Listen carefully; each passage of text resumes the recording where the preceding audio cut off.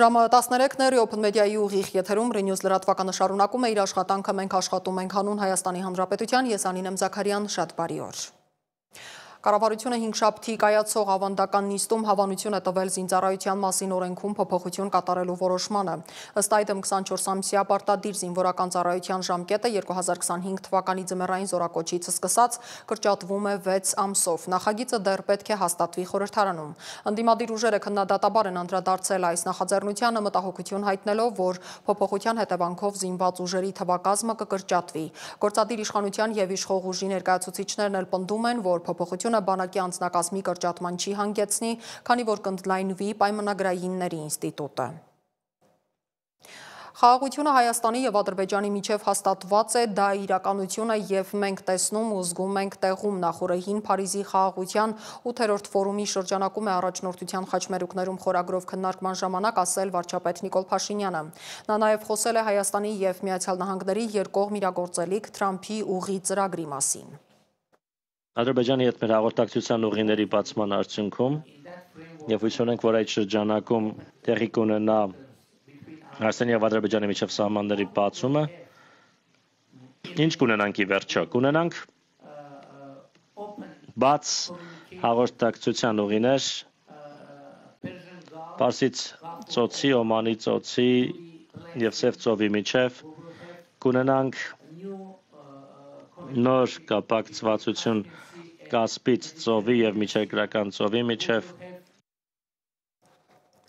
Քննարկման ընթացքում սահմանադրության փոփոխությանն էլ անդրադարձավ Նիկոլ Փաշինյանը, ճիշտ է, Ադրբեջանը բարձրացնում է Հայաստանի սահմանադրությունը փոխելու թեման, բայց ըստ Փաշինյանի 2024-ին Հայաստանի սահմանադրական դատարանը որոշեց եւ դա բարձրագույն մակարդակի իրավական որոշում է, որ որևէ տարածքային պահանջ Հայաստանի սահմանադրությունը չի պարունակում մեր որևէ հարևանի նկատմամբ։ Ավելին, Հայաստանի եւ Ադրբեջանի միջև խաղաղության համաձայնագրի տեքստում բազմաթիվ դրույթներ կան այն մասին, որ կողմերը չունեն տարածքային պահանջներ միմյանց նկատմամբ եւ պարտավորվում են այդպիսի պահանջներ չներկայացնել ապագայում։ Բոլոր այդ թեմաները փակելու եւ լուծելու համար ընդամենը անհրաժեշտ է ստորագրել եւ ավելացնել խաղաղության պայմանագիրը եւ դրանից հետո այն ձեռք կբերի բարձրագույն իրավաբանական ուժ եւ այլ մեկնաբանությունների հնարավորություն չի լինի։ Փարիզի խաղաղության ֆորումի շրջանակում տեղի է ունեցել Նիկոլ Փաշինյանի հանդիպումը Բելգիայի ներկայացուցիչների պալատի նախագահ, նոր ֆլամանդական դաշինք խմբակցության ղեկավար Պետեր դը Ռուվերի հետ զրուցակիցները քննարկել են Հայաստան-Բելգիա երկկողմ հարաբերությունների զարգացման հեռանկարները։ Պետեր դը Ռուվերը նշել է, որ Բելգիան բարձր է գնահատում Հայաստանի ժողովրդավարական ուղին եւ աջակցում է խաղաղության հաստատման նախաձեռնություններին։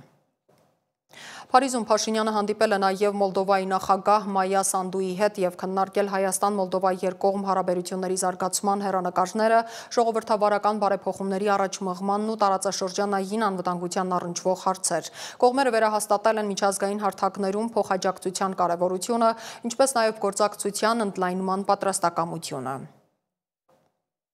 Փաշինյանը Ելիսեյան պալատում նախագահ Էմանուել Մակրոնի անունից ընթրիքի է մասնակցել ի պատիվ խաղաղության ֆորումին մասնակից պետությունների ղեկավարների։ Ելիսեյան պալատում Նիկոլ Փաշինյանի հանդիպումը Ֆրանսիայի նախագահ Էմանուել Մակրոնի հետ կայանալու է այսօր։ Երևանում անցկացվող Եվրանեստի խորհրդարանական վեհաժողովի նստաշրջանում չընդունվեց ընդդիմադիր պատգամավորների առաջ քաշած նախագիծը, որով առաջարկում էին Ադրբեջանից պահանջել միջազգային անվտանգային երաշխիքների ներքո ապահովել արցախցիների անվտանգ հավաքական վերադարձի իրավունքն իրենց բնօրրան։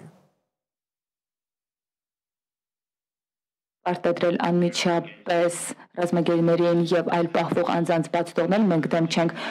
այս նախադասությանը եւ երաշխավորել բռնի կերպով տեղահանված Լեռնային Ղարաբաղից տեղահանված անձանց վերադառնալ անվտանգ իրենց հայրենիք, Հայաստանի կառավարությունը, պաշտոնատար անձինք,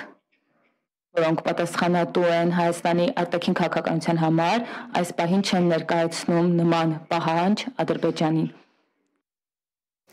Ապարանի համայնքապետարանում քննչական գործողություններ են իրականացվել, ձերբակալվել է 9 հոգի, որոնցից 3-ը համայնքապետարանի աշխատակիցներ են։ Հակակոռուպցիոն կոմիտեն մեղադրանք է ներկայացրել Բյուրեղավան համայնքի ղեկավար Հակոբ Բալասյանին 9 դրվագով պաշտոնեական լիազորությունները չարաշահելու համար։ Քրեական վարույթն առնչվում է ձևական աջուրդների միջոցով հողերի ապօրինի օտարմանը, համայնքապետի պաշտոնավարումը կասեցված է։ Բալասյանը հայտարարություն է տարածել ընդգծելով, որ այդ որոշմամբ, որին ինքը տեղեկացել է մամուլից, ոտնահարել են Բյուրեղավան շահերը, քանի որ ինքը կարող էր կայացնել համայնքին վերաբերող որոշումներ, չիմանալով, որ զրկված է նման լիազորությունից։ Համայնքապետը նշել է, որ 2 տարի առաջ հարուցված քրեական գործով հարցաքննվել են հարյուրավոր քաղաքացիներ, արդյունքում իրեն առաջադրել են անհիմն մեղադրանք, որն ինքը չի ընդունում։ Անցած օրերի ամենաաղմկահարույց ձերբակալությունը Մասիսի քաղաքապետինն էր։ Հանրապետական համայնքապետին դատապարտել են 6 տարի 3 ամիս ժամկետով ազատազրկման դեռ 2018 թվականից եկող մի գործով։ Վճիռը կայացնելու պահին նա երկրում չէր։ Դավիթ Համբարձումյանը վերադարձել է ու հենց օդանավից դուրս գալուց նրան դիմավորել են ոստիկանները։ Այս ձերբակալությունը շատ խնդրահարույց է ոչ թե պարզապես այն պատճառով, որ երկար ժամկետով ազատազրկման է դատապարտվում ընդդիմադիր գործող համայնքապետ, այլև որովհետև Դավիթ Համբարձումյանը հանրապետական կուսակցության նախաձեռնած իմպիչմենթի գործընթացում վարչապետի ժամանակավոր թեկնածուն էր։ Վերջին զարգացումներին անդրադարձել է իմ գործընկեր Սիմոն Հովհաննիսյանը։ Այդպես էլ Դավիթ Համբարձումյանին չտեսան օդանավակայանում հավաքված նրա հարազատներն ու աջակիցները։ Երեկոյան հենց ինքնաթիռի դռան մոտից նրան դիմավորեցին իրավապահ մարմինները ուղեկցելու կալանավայր։ Դատարանի մուտքի մոտ երրորդ նախագահն է անդրադարձել թեմային։ Ամբողջ դատավարության ընթացքում որևէ լուրջ ապացույց չի ներկայացվել կապված Դավիթի կողմից հանցավոր գործունեության հետ։ Մասիսի համայնքապետ Դավիթ Համբարձումյանի նկատմամբ գործը հարուցվել էր դեռ 2018-ին ցուցարարների հանդեպ բռնություն գործադրելու մեղադրանքով։ Հիմա նա պատիվ ունեմ խմբակցության իմպիչմենտի թեկնածուն է։ Խմբակցության ղեկավար Հայկ Մամիջանյանը նաև դրանով է պայմանավորում թե դատավճռի բնույթը, թե ազատազրկման ժամանակահատվածը։ Այդ գործը քննվում է 7 տարի 18 թվականից մինչ օրս։ Հանկարծակի որոշեցին հիմա վճիռ կայացնել։ Դա մեկ։ Երկրորդ, այդ գործով այլ պատժի ենթարկված մարդիկ չկան, այսինքն ինքը կազմակերպիչ են փորձում իրան վերագրել, բայց իրականացնող որպես այդպեսի որևէ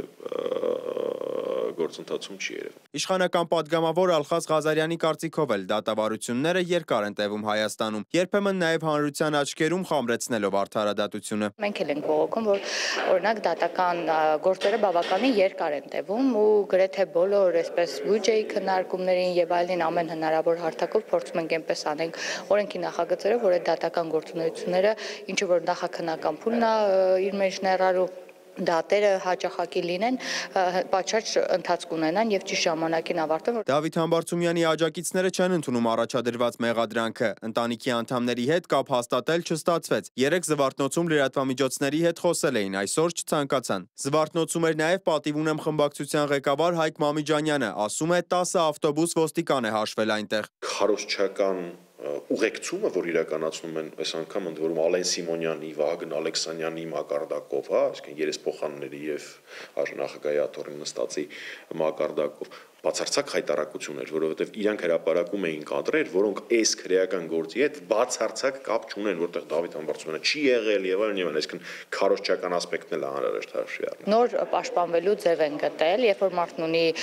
քրեական ինչ-որ հոդված իր վրա, այդ մարդուն առաջադրում են հնարավոր ամենաբարձր պաշտոնին, որ հետո ցույց տան, վայ, հարայ, հասեք, այս մարդուն քաղ բանդակյալ է, քաղ հալածյալ է։ Ալխազ Ղազարյանը այն վարկածն է առաջ քաշում, որ քրեական գործերի արկայության դեպքում մարդիկ քաղաքականություն են մտնում դրանց այլ երանգ տալու համար։ Չնայած Դավիթ Համբարձումյանը շուրջ 10 տարի է համայնքապետ է։ Reopen-ը շրջել է Մասիսում հասկանալու ինչ կարծիք ունեն քաղաքացիները նրա պաշտոնավարման մասին։ Ամեն ինչը կարգ ու կանոնով սարքած, պատրաստված, ժողովուրդը հիանում են իր կատարած աշխատանքով։ Լավ սարքել է մեր ասֆալտները, մեր փողոցները մաքուր։ Մենք շատ գոհ ենք։ Կուզենք, որ ինքը ազատության մեջ լինի։ Դավիթ Համբարձումյանը այս մեռած Մասիսը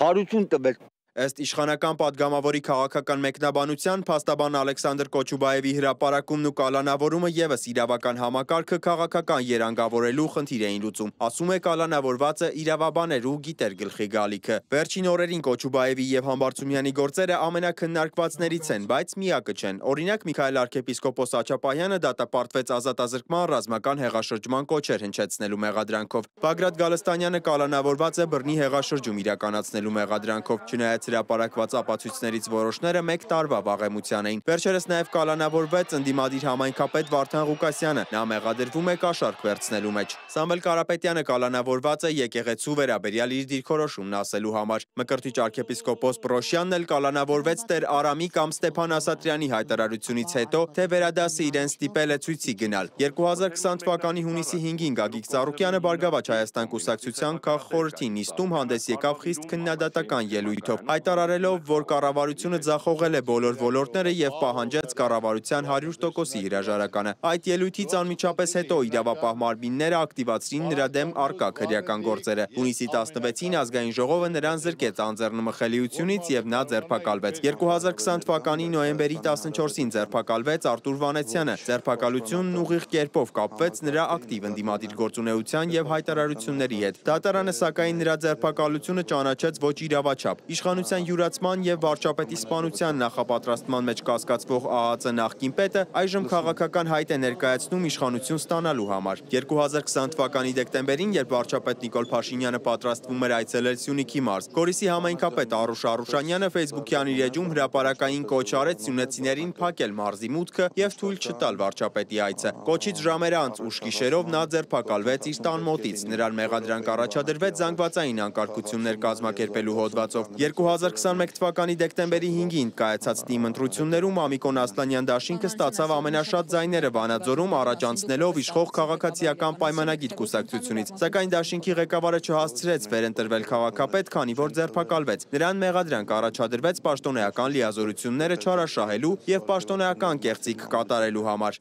Ընդդիմությունը մի քաղաքականություն է որդեգրել, ում ինչ լինում է, փաթեթավորում են որպես քաղաքական հետապնդում, ցույց տալու համար, որ Հայաստանի Հանրապետությունում կան քաղբանտարկյալներ կամ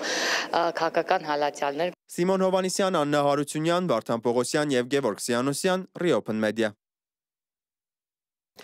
Հոկտեմբերի 27-ից կորած 3-ամյա Տիգրանի որոնողական աշխատանքները շարունակվում են։ Որոնումներում ներգրավված են 100 ոստիկան եւ 212 փրկարար։ Աշխատանքն իրականացվում է 7 ուղղությամբ։ Որոնումներին մասնակցում են նաեւ Ծափաթաղի մերձակա բնակավայրերի բնակիչներ եւ մարզի տարբեր բնակավայրերից կամավորներ։ Դեպքի առիթով նախաձեռնվել է քրեական վարույթ սպանության հոդվածով։ Անցած մեկ օրում Հանրապետության ոստիկանությունը բացահայտել է 163 հանցագործություն, գերակշռում են մեքենավարելու իրավունքից զրկված կամ չունեցող անձի տրանսպորտային միջոց վարելու, թմրանյութերի իրացման, մարմնական վնասվածք պատճառելու դեպքերը։ Բացահայտվել են նաև կողոպուտի, բնակարանային գողության, խուլիգանության եւ այլ դեպքեր։ Հայտնաբերվել է 7 հետախուզվող, կամավոր ներկայացել 4-ը։ Անցած 24 ժամում գրանցվել է 14 ավտովթար, 1 մարդ մահացել է, 18-ը վնասվածք ստացել։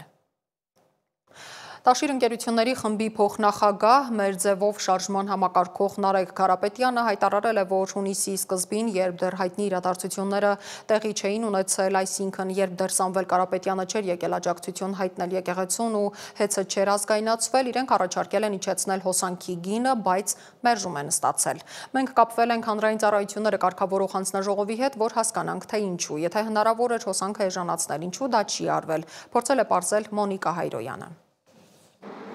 Հոսանքի գինը չի իջնի։ Հանրային ծառայությունները կարգավորող հանձնաժողովը մերժել է առաջարկը։ 5 ամիս առաջ հունիսի 6-ին մենք Հեցի անունից դիմել ենք հանրային ծառայությունները կարգավորող հանձնաժողովի նախագահին հոսանքի գինի իջեցնելու առաջարկով 3.6 միլիարդ դրամի չափով, քանի որ համակարգի խնայողությունների եւ կորուստների նվազ լինելու արդյունքում առաջացել էր դրական հաշվեկշիռ։ Մենք կապվեցինք ՀՑԿՀ-ի հետ, պարզելու թե ինչու է մերժվել առաջարկը։ Էլեկտրոէներգետիկական համակարգում կայուն սակագնային քաղաքականություն ապահովելու համար անհրաժեշտ է վերանայել ամբողջ տարվա կտրվածքով։ Իսկ Հայաստանի Էլեկտրացանցեր ընկերությունը դիմել էր հանձնաժողովին գրությամբ եւ առաջարկել էր փոփոխություն կատարել 6 ամսյա կտրվածքով վերանայել Հեցի սակագների հաշվարկը։ Հեցի նախկին գլխավոր տնօրենի պաշտոնակատար Դավիթ Ղազինյանը համաձայն չէ այս տեսակետին։ Նրա խոսքով ՀՑԿՀ-ի պատասխանը փաստացի զրոյական է եղել, իսկ քննարկվող առաջարկը արվել է դեռ Սամվել Կարապետյանի ձերբակալությունից առաջ։ Իսկ սակագինը իջեցնելու գործընթացի ձգձգելու պատճառը նոյեմբերի 18-ին լիցենզիայի ձրկելն է։ Ինչ որ իրենց մտքում ունենալով այսպիսի սցենար, որպեսզի իրենք փորձեն դա անել եւ վերագրել իրենց, կամ երկրորդը եղած գումարով կարողանան ընդամենը զսպել սակագնի աճը։ Գնիչեցման հարցում հեցի նախկին ղեկավարները չեն նահանջում։ Վաղը մենք մի անգամ էլ կդիմենք հանրային ծառայությունները կարգավորող հանձնաժողովին, գցելով նրանց այսօրվա հայտարարությունը եւ կպահանջենք կատարել մեր գրավոր առաջարկը եւ իջեցնել էլեկտրաէներգիայի սակագինը, ինչպես իրենք են նշել վերը մեջ բերված հայտարարության մեջ, իջեցրու սակագինը պարոն Մեսրոպյան։ Հոսանքի սակագինը կարող էր նվազել շուրջ 1 դրամով, եթե ընդունվեր հեցի առաջարկը։ Տվյալները ցույց են տալիս, որ համակարգում ձևավորված հաշվեկշռի շեղումը հասնում է ավելի քան 6 միլիարդ դրամի։ Առաջին նամակում հանձնաժողովի նախագահը նշում է, որ ձեզ մոտ 3.6 միլիարդ է, բայց ընդհանուր համակարգում 8.8 միլիարդ է։ Այսինքն, եթե նույն 6 ամսվա շարունակականով գնանք, մոտավորապես 18 միլիարդի կարգի, 17.6 միլիարդ այսպես խնայողություն է լինում։ Ըստ էներգետիկ ոլորտի փորձագետ Վահեդ Ավցյանի, Հայաստանում ներկայությամբ չափազանց բարդ է էլեկտրաէներգիայի սակագնի իջեցումը, քանի որ նախ ունի ավելցուկային հզորություններ եւ արտահանման լուրջ սահմանափակումներ։ Այդ ամբողջ համակարգը ապահովելու համար, որպեսզի այն ունենա բարձր օգտակար գործողության գործակից, այդ համակարգը պետք է ավելի շատ արտադրի, բայց քանի որ սպառումը քիչ է, արտահանումը սահմանափակ է, արտադրանքը հետևաբար ՕԳԳ-ն համակարգի ցածր է, բայց համակարգի անվտանգությունը, մոդեռնիզացիան պետք է ապահովել։ Այդ ապահովումը ուրեմն հավուր պատշաճի իրականացնելու համար ներգրավում են միջազգային վարկեր, որոնք առ այսօր շարունակվում են ներգրավել։ Վարկային միջոցներ, որոնց սպասարկումը ստեղծված կոնֆիգուրացիայում հնարավոր է դառնում բացառապես սակագների բարձրացման միջոցով։ Վահեդ Ավցյանը նշում է, Հայաստանի տնտեսությունը խարսխված է ոչ այնքան էներգատար հզորությունների վրա, 50-ից ավելին առևտուրն ու ծառայություններն են։ Մոդեռնիզացվեց հայկական ատոմային էլեկտրակայանի 2-րդ էներգաբլոկը եւ դրան ուղղվեց մի քանի տարի առաջ պետական բյուջեից վարկ 60 միլիարդ դրամի չափով։ Աշխատանքները ավարտված են, այկը գործում է, 2-րդ բլոկը գործում է։ Սակագնի վրա, որը մենք վճարում ենք այսօր, թե տնտեսվարողները, թե ուրեմն շարքային սպառողները, դա ուրեմն ունեցավ 2.5 դրամի չափով ծանրաբեռնվածություն, այսինքն պարզ ասած սակագինը բարձրացավ 2.5 դրամով։ Այդ վարկը ատոմակայանի մոդեռնիզացման ուղղված վարկը սպասարկելու նպատակով։ Ըստ փորձագետի ժամանակն է փոխել տրամաբանությունը, անցնելով սպառողական տնտեսությունից դեպի արտադրական մոդել։ Արդյունաբերության զարգացումն ու էներգետիկ դիվանագիտությունը Վրաստանի եւ Իրանի ուղղությամբ կարող են բարձրացնել համակարգի արդյունավետությունը եւ իջեցնել սակագինը։ Մոնիկա Հայրոյան, Ստեփան Տիգրանյան, Reopen Media։ Ռուսաստանի նախագահ Պուտինը Ուկրաինայում պատերազմի վիրավոր մասնակիցների հետ հանդիպմանը հայտարարել է, որ Կուպյանսկում եւ Կրասնոարմեյսկում ռուսական զորքերը շրջափակման մեջ են վերցրել ուկրաինական ուժերին։ Նրա խոսքով ռուսական զորախմբերի հրամանատարները դեմ չեն, որ թույլատրվի շրջափակման գոտիներ մուտք գործել օտարերկրյա եւ ուկրաինացի լրագրողներին, որպեսզի նրանք սեփական աչքերով տեսնեն, թե ինչ է կատարվում այնտեղ։ Ռուսական բանակի գլխավոր շտաբի պետ Վալերի Գերասիմովի տվյալով Կրասնոարմեյսկի եւ Դիմիտրովի շրջանում օղակի մեջ է ուկրաինական 31 գումարտակ։ Պուտինը նաև հայտարարել է, որ Սարմատ հրթիռային համալիրը շուտով կդրվի մարտական հերթապահության, աշխարհում Սարմատի նման այլ հրթիռ չկա, ասել է Պուտինը։ Նա նաև հայտնել է, որ նախորդ օրը հաջողությամբ փորձարկվել է միջուկային շարժիչով Պոսեյդոն ստորջրյա սարքը, որը նրա խոսքով ավելի հզոր է, քան Սարմատ միջմայրցամաքային բալիստիկ հրթիռը։ Դոնալդ Թրամփը Պենտագոնին հրամայել է վերսկսել միջուկային զենքի փորձարկումները, ներողություն, 33 տարվա դադարից հետո անակնկալ հայտարարությունը նա արել է սոցցանցի իր էջում Հարավային Կորեայի Բուսան քաղաքում։ Չինաստանի նախագահ Սի Ցինփինի հետ առևտրային բանակցություններ սկսելուց րոպեներ առաջ։ Դիտենք ռեպորտաժը։ Հարավային Կորեայի Բուսան քաղաքում Դոնալդ Թրամփի եւ Սի Ցինփինի երկար սպասված հանդիպան սկզբում Միացյալ Նահանգների նախագահը համոզմունք է հայտնել, որ Վաշինգտոնը եւ Պեկինը կունենան ֆանտաստիկ հարաբերություններ երկարաժամկետ հեռանկարում։ Ասիա խաղաղօվկիանոսյան տնտեսական համագործակցության գագաթնաժողովի շրջանակում հարավկորեական ավիաբազայում կայացած բանակցությունները 2019 թվականից ի վեր առաջինն էին եւ երկու կողմերն էլ լավատեսություն հայտնեցին առևտրային լարվածության թուլացման հարցում։ Սին նշեց, որ տնտեսական խմբերը հիմնականում համաձայնության են քննարկել առանցքային հարցերի շուրջ, հորդորելով համատեղ պահպանել ճիշտ ուղղությունը եւ ապահովել ամերիկա-չինական հարաբերությունների հսկա նավի կայուն ընթացքը։ Հանդիպման ավարտին ձեռքսեղմումով բաժանվելիս նկատվել է, թե ինչպես է Թրամփը կրանում իր չինացի գործընկերոջ ականջին ինչ-որ բան շշնջալու համար։ Նախագահ Սիի հետ հանդիպումը Թրամփը 10 միավորանոց սանդղակով գնահատել է 12 միավոր։ Ռիո դե Ժանեյրոյի ֆավելաների բնակիչները բողոքի ցույցեր են անցկացրել նահանգային կառավարության պալատի դիմաց, պահանջելով արդարություն քաղաքի պատմության մեջ հանցաշխարհի դեմ ամենաարյունալի ոստիկանական գործողություններից հետո, որը խլել է առնվազն 132 մարդու կյանք։ Հանրային անվտանգության հարցերով փորձագետները նախազգուշացրել են, որ այս մահաբեր բռնությունը հետևանք է համապարփակ ռազմավարության բացակայության, քանի որ կարճաժամկետ գործողությունները երկարաժամկետ լուծումների փոխարեն միայն ավելի շատ արյունահեղություններ են հրահրում։ Վենեսուելայի նախագահ Նիկոլաս Մադուրոն հայտարարել է, որ իրենք խափանել են Միացյալ Նահանգների կենտրոնական հետախուզական վարչության դավադրությունը ամերիկյան նավերի վրա արձակվելու եւ մեղքը Կարակասի վրա բարթելու նպատակով, ինչը պետք է արդարացնել ռազմական սրացումը։ Այս մեղադրանքները հնչել են նույն օրը, երբ Միացյալ Նահանգների պաշտպանության նախարարությունը հաստատել է, որ ամերիկյան զինուժը Խաղաղ օվկիանոսում հարվածել եւ ոչնչացրել է թմրանյութեր տեղափոխող կասկածելի նավ, սպանելով 4 մարդու։ Վլադիմիր Պուտինը հայտարարել է Պոսեյդոն միջուկային սուպերտորպեդի հաջող փորձարկման մասին, այն անվանելով հսկայական հաջողություն։ Ըստ նրա, այս զենքը, որը կարող է հսկայական ռադիոակտիվ ցունամի առաջացնելով ավերել առափնյա քաղաքներ, իր հզորությամբ գերազանցում է նույնիսկ Սարմատ միջմայրցամաքային հրթիռին։ Այս ռազմատենչ հայտարարությունը հնչել է Ուկրաինայում շարունակվող ռուսական հարձակումների ֆոնին։ Թիրախավորվել է նաև քաղաքացիական ենթակառուցվածքներ եւ լրագրողներ։ Հրթիռակոծվել է Խերսոնի մանկական հիվանդանոցը, վիրավորելով 4 մարդու, իսկ Դնեպրոպետրովսկի մարզում անօթաչուի հարվածի է ենթարկվել գերմանական հեռուստաընկերության նկարանող խումբը։ Իր հերթին Ուկրաինայի նախագահ Վոլոդիմիր Զելենսկին հայտնել է, որ ռազմաճակատում ամենաթեժ իրավիճակը Պոկրովսկի ուղղությունն է։ Կուպյանսկի շրջանում ուկրաինական ուժերը պահպանում են իրենց դիրքերը, մինչդեռ ռուսները պնդում են, որ Կուպյանսկում իրենք շրջապատման մեջ են վերցրել 31 ուկրաինական գումարտակ։ Իսրայելի վերջին օդային հարվածները Գազայի հատվածում խլել են ավելի քան 100 մարդու կյանք, փաստացի խախտելով փխրուն հրադադարը, ինչը ՄԱԿ-ը որակել է սարսափելի։ Իսրայելը հարվածները հիմնավորել է իր զինվորների վրա Համասի արձակմամբ, ինչը Պաղեստինյան խմբավորումը հերքում է։ Երկու կողմերն էլ միմյանց մեղադրում են զինադադարի պայմանները խախտելու մեջ։ Այս ողբերգությունը տեղի է ունենում այն ֆոնին, երբ Գազայում նկատվում էին կյանքի վերականգնման նշաններ, ինչի խորհրդանիշն է դարձել 2 տարվա դադարից հետո Ալ-Ասար համալսարանի վերաբացումը, որտեղ ուսանողները փորձում են վերակազմակերպել իրենց կյանքն ու ուսումը փլատակների մեջ։ Դավիթ Գենջոյան, Open Media։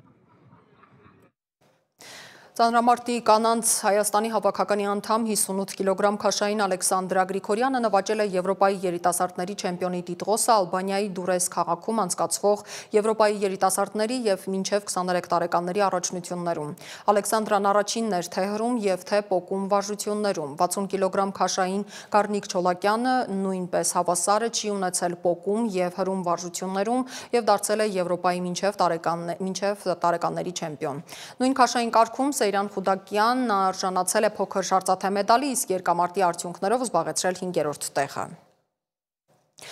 Այսքան այս ժամի համար ես Անի Զաքարյանն եմ, կհանդիպենք հաջորդ թողարկման ժամին 17:00-ին առայժմ։